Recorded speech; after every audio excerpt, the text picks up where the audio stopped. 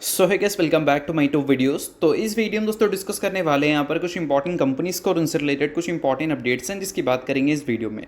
तो चलिए दोस्तों वीडियो की शुरुआत करते हैं। सबसे पहली कंपनी को डिस्कस करते हैं। पहली कंपनी का नाम है HAL यानी कि हिंदुस्तान एरोनॉटिक्स लिमिटेड। बट इसको डिस्कस करने से पहले अगर आपने अभी तक दोस्तों चैनल को सब्सक्राइब नहीं किया है तो चैनल को सब्सक्राइब करके बेल आइकन को प्रेस कर लो और टेलीग्राम चैनल को भी ज्वाइन कर लो जिसका लिंक आपको डिस्क्रिप्शन में देखने को मिल जाएगा। और दोस्तों एक डिस्क्लेमर भी देना चाहूँगा, जितनी भी कंपनी से रिलेटेड न्यूज़ एंड अपडेट्स हम लोग कवर करेंगे वो सारी न्यूज़ एंड अपडेट्स सिर्फ और सिर्फ एजुकेशन पर्पज़ के लिए, सीखने के लिए, तो इसको किसी भी तरह का इन्वेस्टमेंट एडवाइस मत समझना। आप खुद से रिसर्च और एनालिसिस भी कर सकते हैं। तो चलिए दोस्तों वीडियो की शुरुआत करते हैं। सबसे पहले बात करते हैं हिंदुस्तान एरोनॉटिक्स से रिलेटेड कुछ इंपॉर्टेंट न्यूज़ एंड अपडेट्स के बारे में। सो दोस्तों अगर पिछले कुछ टाइम की बात करें तो हिंदुस्तान एरोनॉटिक्स में काफ़ी अच्छी खासी प्रेशर आपको देखने को मिली है। इट मीन्स गिरावट देखने को मिली है। 52 वीक हाई से देखें तो गिरावट करीब आपको 14% के आसपास इस कंपनी में दिख जाएगा। अब ऐसा नहीं कि ये गिरावट सिर्फ इसी कंपनी में दिख रहा है, इस सेक्टर की जो बाकी कंपनीज हैं, इट मीन्स डिफेंस सेक्टर की, उन कंपनीज़ में भी आपको गिरावट दिख रही है। बट एक बात बोल सकते हैं कि हिंदुस्तान एरोनॉटिक्स और भारत इलेक्ट्रॉनिक्स, इन दोनों में जो गिरावट देखने को मिली है उसके कंपैरिजन में जो बाकी कंपनीज है लाइक मैज़गॉन, GREC, कोचिंग शिपयार्ड, पारस डिफेंस, इन सारी कंपनीज़ में ज़्यादा गिरावट दिखा है। तो ऐसा क्यों? तो देखो दोस्तों, सभी चीज़ें डिसाइड होती है वैल्यूएशन पे। अगर हिंदुस्तान एरोनॉटिक्स के सेक्टर की बात करें जो कि डिफेंस है और इसके इंडस्ट्री की पी को देखोगे तो वो हमें 68 का देखने को मिलता है। अब ये 68 का पी को कंपैरिजन किसके करना है आपको? किसी दूसरे इंडेक्स के पी से। अब सबसे बड़ा इंडेक्स हमारे पास कौन सा है? निफ्टी 50। निफ्टी 50 के पी से अगर निफ्टी डिफेंस इंडिया के पी को कंपैरिजन करें तो आपको एक चीज़ दिखेगा कि निफ्टी के पी को अगर डबल भी कर दे तो भी उसका जो वैल्यूएशन है वो डिफेंस सेक्टर के वैल्यूएशन के आसपास भी नहीं है। और जब भी मैक्रो अनसर्टिनिटीज़ दिखती है, जब कंट्री की बात चल रही होती है, पूरे देश में इकोनॉमिक क्राइसिस की बात चल रही होती है, रिसेशन जैसे सिनेरियोज की बात चल रही होती है, तो ऐसे टाइम पे उन सेक्टर में गिरावट दिखता है और उन कंपनीज़ में गिरावट दिखता है जो एक्सपेंसिव वैल्यूएशन पे थे। अब देखो दोस्तों, जब हम बात करते हैं रशिया यूक्रेन वॉर के बारे में, तो अभी तो वॉर काफ़ी लंबे टाइम से चलता हुआ दिख रहा है। आप सभी को पता है 2021 में शुरू हुआ था और उस टाइम जब मार्केट में बुल रन चल रहा था तो दो सेक्टर काफ़ी एक्सपेंसिव था, जिसमें एक IT सेक्टर था और दूसरा केमिकल सेक्टर था। और मैक्रो अनसर्टिनिटी क्रिएट हुआ तो उसके बाद हमें इन दो सेक्टर में काफ़ी बड़ी फॉल देखने को मिली। इन्फोसिस जैसे दिग्गज कंपनी 30-35% तक गिरी थी। काफ़ी सारे केमिकल कंपनीज बड़ी बड़ी जायंट 50-50% तक गिरी थी। तो मैक्रो अनसर्टिनिटीज जब होती हैं तो अक्सर ऐसे सेक्टर में गिरावट दिखता है जो सेक्टर एक्सपेंसिव वैल्यूएशन पे है, जिसमें आपको डिफेंस सेक्टर फिलहाल देखने को मिल रहा है। अब इस बीच में क्या देखना है हमें? इस बीच में हमें देखना है कंपनी के अर्निंग्स।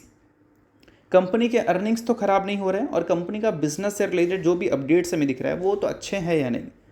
और हिंदुस्तान एरोनॉटिक्स की बात करें या फिर डिफेंस सेक्टर की बात करें तो बिजनेस से रिलेटेड ऐसा नहीं कि कोई हमें डिसअपॉइंटिंग न्यूज़ देखने को मिली है। बिजनेस से रिलेटेड सभी चीज़ें सही हैं, बट सिर्फ और सिर्फ वैल्यूएशन टूट रहा है, इसी वजह से पिछले कुछ टाइम में करेक्शन देखने को मिली हैं।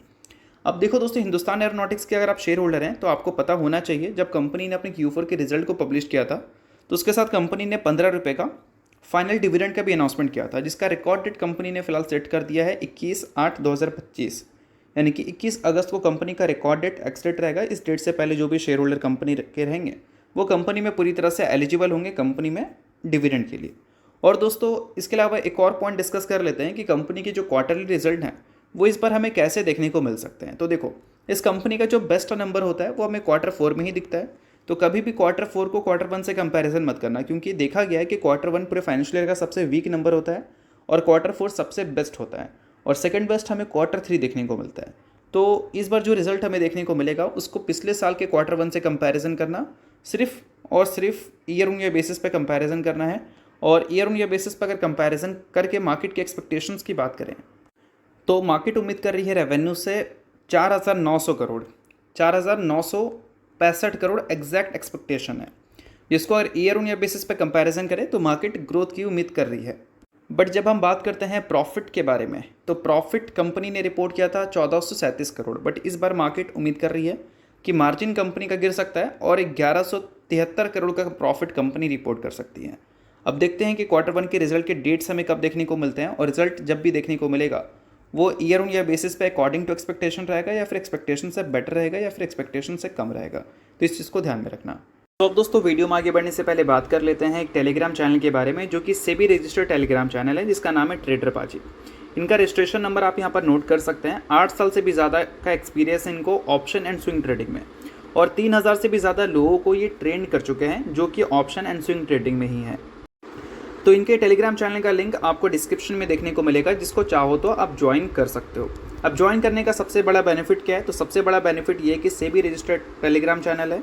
तो सेबी रजिस्टर्ड रिसर्च एनालिस्ट के द्वारा जितने भी रिसर्च होते हैं कंपनी से रिलेटेड, वो आपको यहाँ पर बिल्कुल फ्री ऑफ कॉस्ट देखने को मिलते हैं। काफ़ी सारी कंपनी के चार्ट्स को अच्छी तरह से रिसर्च कर आपको अपडेट होता हुआ देखने को मिलेगा यहाँ पर बिल्कुल फ्री ऑफ कॉस्ट। और इनके साथ आपको काफ़ी सारे कॉल्स वगैरह भी देखने को मिलते हैं, जो कि बिल्कुल फ्री ऑफ कॉस्ट रहता है। तो ये सारी चीज़ों का अगर आप बेनिफिट लेना चाहते हैं तो लिंक आपको डिस्क्रिप्शन में दिख जाएगा, लिंक के थ्रू जाकर चैनल को ज्वाइन कर लो। तो चलिए दोस्तों, इसके अलावा बात करते हैं अगली कंपनी के बारे में। सो अगली कंपनी का नाम है गॉडफ्रे फिलिप्स लिमिटेड।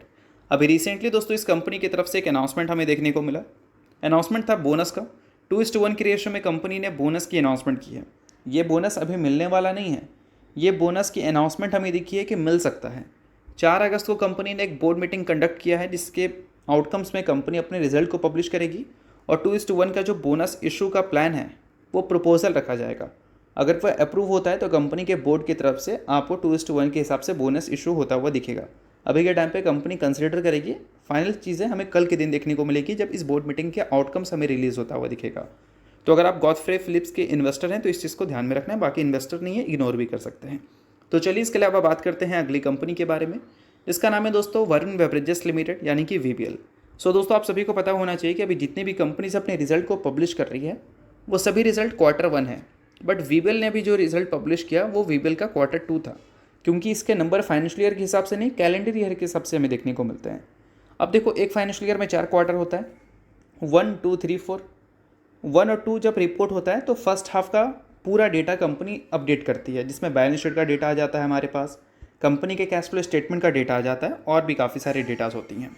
अब देखो दोस्तों, इन सारी चीज़ों के बाद VBL की अगर हम बात करें तो VBL का तो Q2 रिजल्ट अपडेट हो चुका है। इसका मतलब इसका फर्स्ट हाफ का डेटा अब हमारे पास आ चुका है। अब फर्स्ट हाफ के डेटा को जब हम देखते हैं तो हम बैलेंस शीट को ही देखेंगे फिलहाल। तो उसमें कंपनी के जो रिजर्व्स हैं वो हमें इंक्रीज़ होते हुए देखने को मिल रहे हैं और कंपनी के जो डेट हैं वो डिक्रीज़ होते हुए दिख रहे हैं। फिलहाल कंपनी के जो डेट हैं वो डिक्रीज़ इसलिए हो रहे हैं क्योंकि कंपनी इस पर ध्यान दे रही है। कंपनी का डेट और रिजर्व के बीच में जो गैप था वो बहुत ही ज़्यादा कम हो गया था। इसको बढ़ाने की कोशिश कंपनी कर रही है, रिजर्व को ऊपर ले जाने की कोशिश कर रही है और डेट को नीचे ले जाने की कोशिश कर रही है। तो यही सब कारणों की वजह से VBL का जो फर्स्ट 2 क्वार्टर का डेटा हमें दिखा उसमें कंपनी के डेट वंस अगेन हमें कम होते हुए दिखे हैं। और दोस्तों इसके बाद अगर हम कंपनी के फिक्स एसेट्स की बात करें, जिसमें कोई भी कंपनी इन्वेस्ट बेसिकली इसीलिए करती है ताकि वो कंपनी को ग्रो करने में आसानी हो। फिक्स एसेट्स में क्या क्या चीज़ें आती हैं? लैंड आता है, बिल्डिंग्स आती है, प्लांट मशीनरीज आती है, इक्विपमेंट्स आती हैं। ये सारी चीज़ें फिक्स एसेट्स का पार्ट है। अब ये कंपनी पिछले कुछ टाइम में फिक्स एसेट्स को लगातार इंक्रीज़ की है, जो कि क्लियर कट आप देख सकते हैं, हर फाइनेंशियल ईयर इंक्रीज़ हुआ है, सॉरी कैलेंडर ईयर आप बोल सकते हैं। और अगर हम बात करें फर्स्ट 2 क्वार्टर्स में तो यहाँ पर भी फिक्स एसेट्स का जो नंबर है वो 13,402 करोड़ से बढ़कर 15,639 करोड़ तक जाता हुआ दिखा है। बट एक चीज़ डिक्रीज़ हुई है और वो है कंपनी के कैश इक्विवेलेंट्स। अब बोल सकते हैं पिछले कुछ टाइम में कंपनी ने एक्विजिशन से रिलेटेड इन्फॉर्मेशन हमें दे रखी है, तो हो सकता है कंपनी का जो कैश 2450 करोड़ था उसको कंपनी ने कम किया है। बट ठीक है, अगर कंपनी के कैश कम हो रहे हैं एक्विजिशंस करने में तो इससे बिल्कुल भी कोई बुराई वाली बात नहीं है। कंपनी ग्रो करने के लिए कैश को यूटिलाइज़ कर रही है। और एक डेटा देख लो दोस्तों, कैश फ्रॉम फाइनेंसिंग एक्टिविटीज़ को अगर आप देखोगे तो यहाँ पर आपको एक चीज़ दिखेगा कि प्रोसीड फ्रॉम बोरिंग्स का जो नंबर है ये वो नंबर है जो बताता है कंपनी ने किस फाइनेंशियल ईयर कितना कर्जा लिया, फाइनेंशियल ईयर या फिर कैलेंडर ईयर आप बोलो। बट उसके नीचे वाला जो नंबर है वो ये दिखाता है कि कंपनी ने किस कैलेंडर ईयर कितना कर्जा रीपे किया। तो अभी तक जितने भी डेटा हमें देखने को मिलते थे वो डेटा में रीपेमेंट का जो डेटा है वो कम दिखता था और कर्जा लेने का जो डेटा है वो ज़्यादा दिखता था। बट सिर्फ पिछले कैलेंडर ईयर में 1957 करोड़ का कंपनी ने कर्जा लिया और रीपेमेंट किया 5,508 करोड़। और वही चीज़ों को कंपनी इस कैलेंडर ईयर भी फॉलो करती हुई दिख रही है। कंपनी के जो डेट हैं वो लास्ट 2 क्वार्टर में भी आपको रिड्यूस होते हुए दिखें, जो कि बेशक अगर बिजनेस और फाइनेंशियल पॉइंट ऑफ व्यू से देखें तो इसको हम पॉजिटिव कंसीडर कर सकते हैं। अब इसके अलावा दोस्तों बात करते हैं अगली कंपनी के बारे में, जिसका नाम है विप्रो लिमिटेड। बट विप्रो को डिस्कस करने से पहले अगर आपको वीडियो अच्छा लग रहा है तो वीडियो को लाइक करके चैनल को सब्सक्राइब कर लो और बेल आइकन को प्रेस कर दो, ऑल पे क्लिक कर देना ज़रूर। और इसके अलावा टेलीग्राम चैनल को ज्वाइन नहीं किया है, लिंक आपको डिस्क्रिप्शन में दिख रहा होगा, लिंक के थ्रू जाकर ज्वाइन कर लो। अब दोस्तों अगर हम विप्रो की बात करें तो विप्रो पिछले कुछ टाइम से लगातार परेशान है, क्योंकि TCS का डेटा हमें कुछ खास अच्छा आता हुआ दिखा नहीं। अब टीसीएस की वजह से विप्रो क्यों परेशान है वो भी समझ लो। अब देखो आईटी सेक्टर की सबसे बड़ी कंपनी कौन है? टीसीएस है। अगर हम इंडिया की बात करें, बाकी ग्लोबली देखें तो सबसे बड़ी एसेंचर है, बट अगर इंडिया की बात करें तो सबसे बड़ी टेक कंपनी टीसीएस ही है। टीसीएस ने जॉब कट का जो डेटा रिपोर्ट किया उससे क्लियर कट मार्केट में एक सेंटिमेंट्स क्रिएट हुआ है कि हमारी टेक कंपनीज़ के जो ग्रोथ हैं उसमें काफ़ी ज़्यादा प्रॉब्लम्स हैं। अब देखो कोई भी कंपनी को स्लो डाउन जब फेस करना पड़ता है तो वहाँ पर कंपनी अपने प्रॉफिट से कॉम्प्रोमाइज़ नहीं करती। प्रॉफिट को मेंटेन करने के लिए कंपनी अपने खर्चे को कम करती है। और खर्चे कैसे कम हो सकते हैं? जॉब कट से। और जॉब कट जो टीसीएस ने किया है वो बोल सकते हैं एक तरह से सेक्टर के स्लो डाउन का इंडिकेशन दिया है। और ये जो डेटा आया है इसके बाद इन्फोसिस हो, विप्रो हो, एसएल टेक हो, टीसीएस हो, सभी में अच्छी खासी आपको पिटाई दिख रही है। और ये सारी चीज़ें क्यों हो रही हैं? क्योंकि बोल सकते हैं कि जो हमें मैक्रो अनसर्टिनिटीज़ दिख रही है, चाहे टैरिफ से रिलेटेड बात करें या फिर वॉर से रिलेटेड बात करें, इन सारे कारणों की वजह से।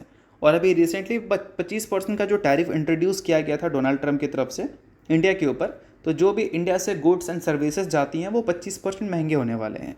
अब विप्रो की बात करें तो ये Q1 FY25 में जो टोटल रेवेन्यू जनरेट की थी उसका 62% अमेरिका से ही जनरेट की थी। और अमेरिका पे अगर 25% की टैरिफ, अमेरिका से 25% के टैरिफ इंडिया को लगा है तो पहले जो सर्विसेज विप्रो देती थी वो 25% महंगा हो जाएगा। इससे अल्टीमेटली क्या है कि इनके नंबर्स आपको इम्पैक्ट फेस करते हुए दिख सकते हैं। तो इन्हीं सारी चीज़ों की वजह से क्या है कि विप्रो के जो नंबर्स थे वो बाकी टेक कंपनीज़ के कंपैरिजन में बोल सकते हैं बेटर थे, क्योंकि एक्सपेक्टेशंस को इसने बीट किया था।